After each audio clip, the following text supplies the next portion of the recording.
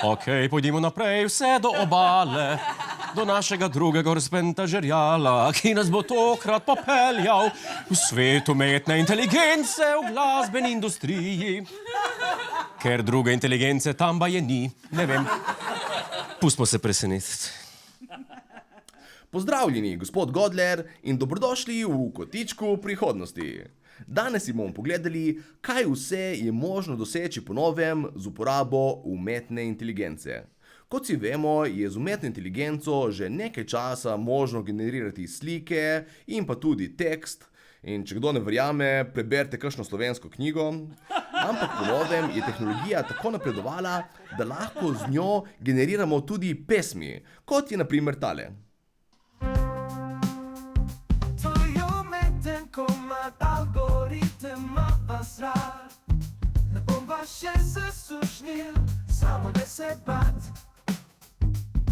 To, kar ste zdaj slišali, je nastalo popolnoma brez potrebe, da bi kdorkoli niti primil za inštrument. Algoritmu sem preprosto dal besedilo, izbral žanr in pesem je bila tu. Po novem lahko kdorkoli napiše kakršnokoli pesem v roku par minut. Tako da, če to oddajo gleda slučajno kakšen glasbenik, glejte, lepo je bilo, dokler je trajalo. Se opravičujem, ampak zdaj zadevo smo rešili. Po novem, zapisati glasbo ne rabimo več ljudi.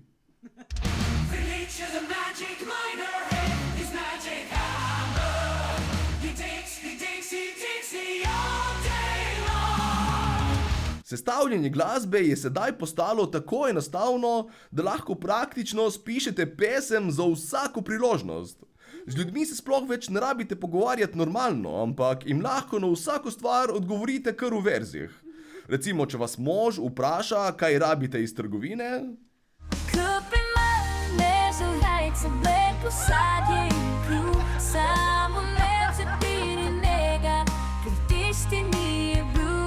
Če osvajate kakšno dekle po Tinderju.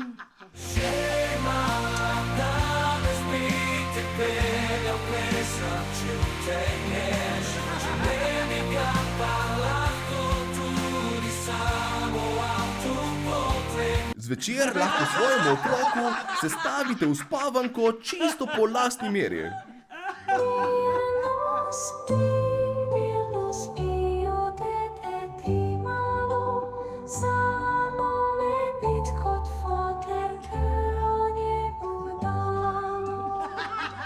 In tudi, če pride do tako tragičnega dogodka, kot je smrt bližnjega, lahko sedaj vi sami sestavite pesem za pokojnega. Pa je šla stara baba, pa je šla zdaj bo lahko do hudiča žehna blaža. Neodločno bo pri hiši vladal ljubi mir, da vam pil, namesto da ne pil, bom jaz pil.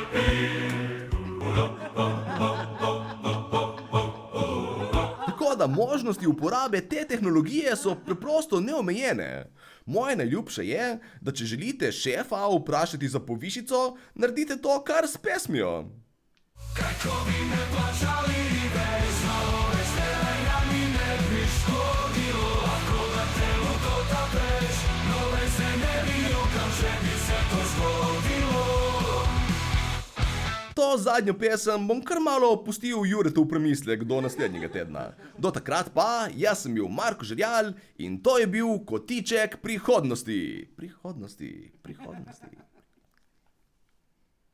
Ja, tega odmeva še ne znam narediti z umetno inteligenco.